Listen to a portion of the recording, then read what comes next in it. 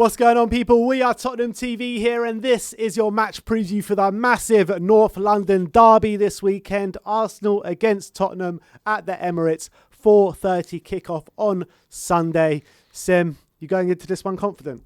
Yeah, I am going to this one confident. I know Arsenal are in good, also in decent form. You know, they beat Leicester away not so long ago. I know they're on the back of a 1-1 draw on Burnley in the win against Olympiacos, but I think we go into this one in strong form. I really believe that. I think we scored 4 goals against Burnley, 4 goals against Palace. We've conceded 1 goal in the last 5 games. Got a ground out a 1-0 win against a very good Fulham side as well. So I think we do go into this in strong form. We've put ourselves back in the top 4 race, and we've got to be looking at that. Arsenal currently sitting in 10th, 7 points behind us. Their top 4 race is pretty much gone for them. So they're really only looking maybe at top 6 maximum at the moment. So it's definitely a bigger game in terms of table for us. And so do you feel the pressure's more on us then? To get the result? Maybe, probably. I think the pressure probably is a tiny bit more on us because we need the points in the league table more than Arsenal. We've got eggs in both the Europa League and the league basket, whereas their eggs all in that Europa League basket at the moment. And I think with Bale, Kane and Son linking up really well at the moment and firing on all cylinders as things stand, they're going to be in real confident mood that they can take the game to this Arsenal team, I feel, and really know that they can get some joy against their back line who are making loads of mistakes at the moment. When you're coming into the game, what kind of Arsenal players are you worried about? I think the main one for sure is Bukayo Saka. You're more worried about him than someone like Aubameyang? Yeah, I am. He's in great form. He's playing really well, and he's the one player I think at the moment who I am genuinely worried about, because I think he can create something out of nothing. You can give the ball to him and he can do a dribble, and he's got a really good final ball as well. And he's frustratingly good, I think, at the moment, to be honest. Even though he's 19, and if you're comparing him to obviously Kane and Son and Bale, I don't think he stacks up against them just yet. But I think he really has the potential to be a really he's got a lot of potential. He's a real world-class talent, I think, and that worries me a bit. Does it show how well Gareth Bale's actually been doing recently when, you know, the Arsenal fans have been banging on about Saka all season? Not only the Arsenal fans, but, you know, he's been talked about a lot this season, Saka, by fans of the Premier League, a lot of pundits talking about England call-ups as well, going to the Euros, what have you, and having a brilliant season, probably the one and only Arsenal player that has had a proper brilliant season. But on the flip side, he's only scored 5 goals, being an attacking player. Does that show how well Gareth Bale is actually doing with him having 5 goals in such, like, maybe a third of the appearances, a quarter of the appearances? Potentially. I think Bale has been under his contributions, obviously, of late have been very, very strong. We know that. I'd say it probably says more that they're overrating Saka than us underestimating Bale. But I think, or saying how good Bale was done. But I think Bale has really come into it in the last 2 weeks. He's been sensational. He really has been sensational, and he's gonna have looked at this game, knowing that how much this means. He knows how much a North London derby means. He's played in it many times. He's got a great record in the North London derby, and he'll love to score against Arsenal. Gareth Bale absolutely love to score against Arsenal. That front three all have a good record against Arsenal. Sonny's got a couple of goals against Arsenal. How many he's got? 3 or 4? Yeah, I don't remember before. The Emirates, he got one in the Cup. Yeah. He got one this season. Yeah. Did he get one at the back end of last season? Yeah. And then is there another one in there? Maybe not. So maybe 3 against Arsenal. Gareth Bale, we all know his pedigree against Arsenal. And then obviously Harry Kane, the top goal scorer in North London derbies. So we've got some pedigree up there in the front 3 against Arsenal. Unbeaten in 5 derbies as well. Unbeaten in 5 derbies. I mean, everything points to Spurs winning this week, and Spurs getting a result. But we know it doesn't always work out like that, don't we? So you say everything points to Spurs, but we haven't won at the Emirates since 2010. I guess we won at the Emirates in 2018. I'm talking about current form and the way both we did win in going. 2018, I guess. So that wasn't too long ago. Then we got the 2-2 draw last season. So we have the last couple of times been to Emirates. We got a win and a draw. So that's not too bad. But it's always difficult. We haven't done the double over Arsenal since the first Premier League season, so it's a big ask to do the double over in this again. And I think they're going to really raise their game since the first Premier League season. Yeah. They've gone down so much. I mean, they went up. They went like it started like here, then they went up. They got to the top, unbeaten season, but they have just gone down even further down to what they were that back then. Yeah. So I mean, it's a completely different animal we're dealing with right now. Completely different. And, it just goes to show you be careful what you wish for. They hounded out a club legend in Wenger. They had banners against him. They were railing against him. They were booing him. They were abusing him. And now they'll probably give their left nut to probably be as good as they were under Wenger's last season. Honestly, they're nowhere near Wenger's last season, let alone his pinnacle, or let alone even know when they're top four. His last season, they finished like 7th or something. And they're not even anywhere near that at the moment. Yeah. So it really is a case of be careful what you wish for. They were even better under Unai Emery. Honestly, I believe they were. Mate, remember Emery got sacked when they were 8th. They're not even 8th anymore. Exactly. So also this is a season where everyone's got lower points as well. Yeah, and Emery got to finish 5th and got to Europa League final. They're not going to do that this year. They're not going to nowhere near do that this year. So Unai Emery he'll probably feel like he got a raw deal. And I think they hounded him out very quickly as well. I think they should have given him more time personally. Maybe we'll see what happens with Arteta. Now they've got a real novice in charge who's learning the trade. And for a club who's supposed to be a top club to have a manager just learning the trade on the job, you're not supposed. You're supposed to act like a big club if you're going to be a big club. You know what I mean? To be fair, I know it's not exactly the same case because they did have jobs previously. But you look at Man United, Ole Gunnar Solskjaer.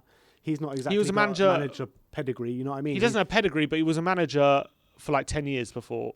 Yeah, but he's never had a big job. Like Man United and all the jobs he's had before is completely out of this world. Agreed, but he had experience of being a manager. And he failed at Cardiff and places. He got relegated to Cardiff, but he won a couple of league titles in Mould. I'm not saying they're great achievements. I'm not saying it was and right. Frank Lampard as well, Chelsea. And where is he now? Sacked. Yeah, exactly. So I think this whole thing of I think they went for a cheap option. They could have gone someone more established, more experienced, with a club of that Arsenal's stature probably deserve. But they didn't. They went for a cheaper one because I think they're like trying to cut costs or whatever. And at the moment, that's where they are. They're 10th. They have to. When you have a manager with such little experience, you need to give him time, and that's the only way he's going to succeed. It looks like they might give it to him, but at the moment, that's you're sacrificing short-term gains. That's why they're 10th, and they could be out of Europe. And if they're out of Europe, I tell you what, financially, that could be a big, big blow for them. Well, they've always got the Europa Conference League to deal with if needs be. They can enjoy that. But look, in terms of the way we can really hurt them, do you feel that our kind of best way to hurt them is really pressing them high up the pitch and forcing their defence into mistakes? I think it is. Look, there are two ways we can approach this game. We can either go full throttle, press really hard up the pitch and force the mistakes out of them like we've done in the past couple of weeks. Or we could, drop really deep, make sure there are no spaces for Arsenal to play in, make sure there's no space for Aubameyang and Saka to run into, and just expect them to make a mistake at the back, which they have been making.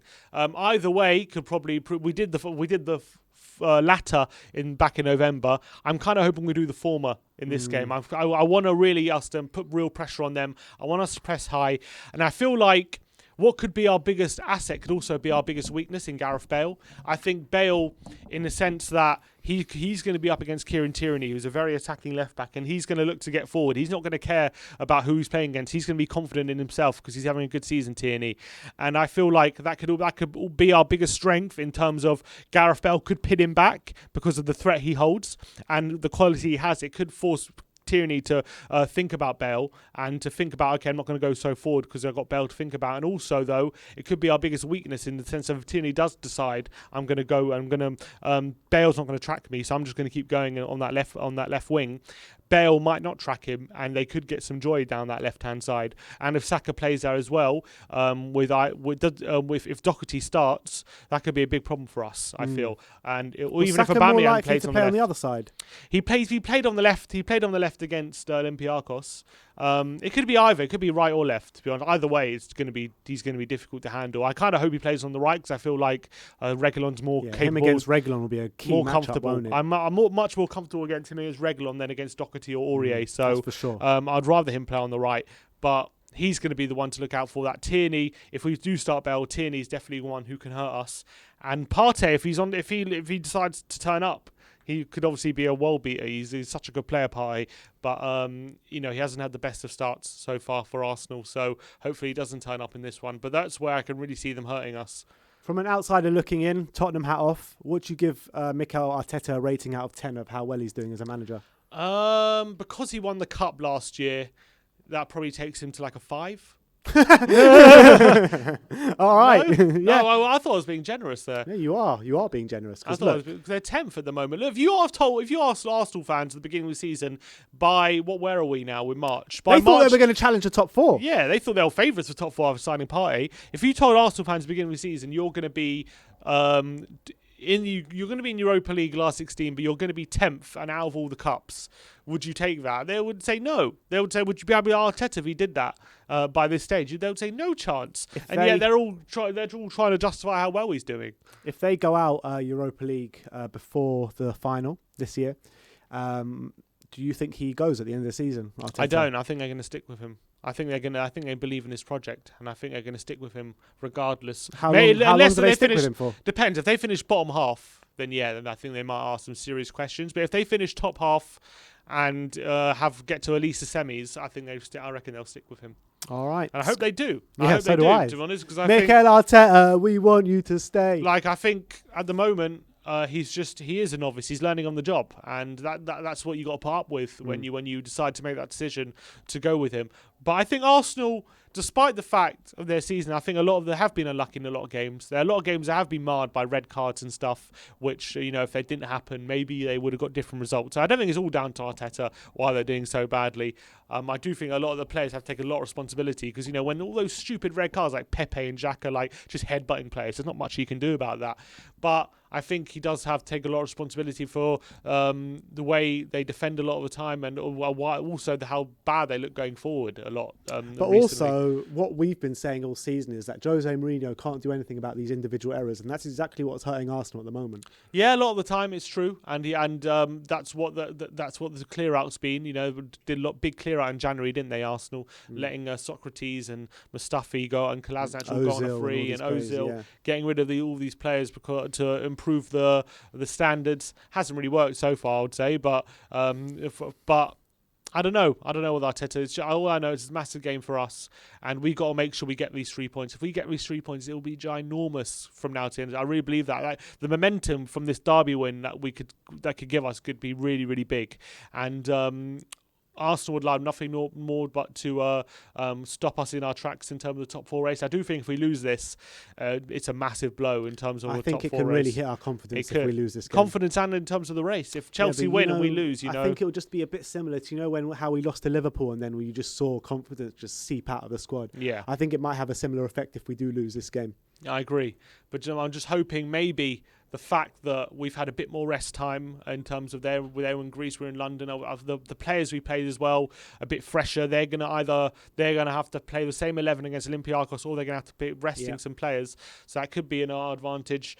And, I think at the moment we're a stronger team. I really believe that. I think the players we have are definitely stronger. If we can have Ndombele and Højbjerg in full flight, winning that midfield battle with that front 4 who have been in devastating form, I really believe they can really hurt. Slap Granit Xhaka in half. That's what and also Arsenal, by the way, haven't kept a clean sheet. They've kept one clean sheet in the last 12. Yeah. So their defence has really switched, whereas we've conceded 1 goal in 5. So. It's weird because when we were going through all that madness of individual errors and what have you, they were actually defence shored up. I mean, they were keeping a lot of clean sheets at the time. And now it's kind of flipped on its head where they're making all the individual errors and we've shorn it up a bit. And we're keeping quite a few clean sheets. 4 clean sheets in the last 5 games. Yeah, exactly. 1 goal conceded, 5. I think that our defence, we're starting to put a lot more trust in our defence, and hopefully that can seep into this game.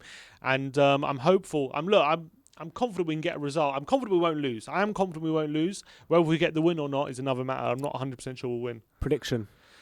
I said 3-2 in my prediction. I'm going to stick with it. I'm going to stick with 3-2. I think it's going to be a bit. I can see Arsenal really coming for the win. I can see a lot of space being left behind their defence. I can see Bale and Kane and Son really exploiting that. But I can also see Saka and Aubameyang getting some joy in behind as well. So I think they might get a couple of goals. But I can back us to outscore them. All right, I'm going 2-1.